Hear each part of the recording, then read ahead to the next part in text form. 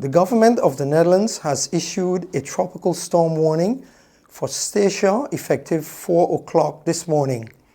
A tropical storm warning means that tropical storm conditions are expected within 36 hours.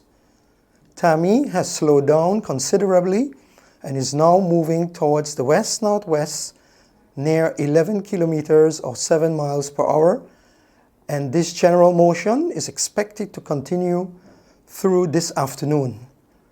A turn towards the northwest is anticipated by this evening, followed by a north-northwestward and northward turn Saturday night through Sunday night.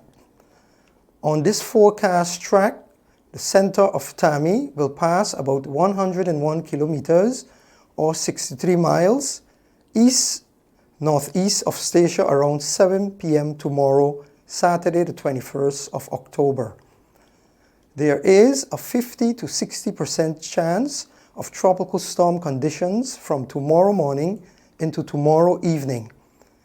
There is also a 10% chance of Category 1 hurricane winds between 74 to 95 miles per hour.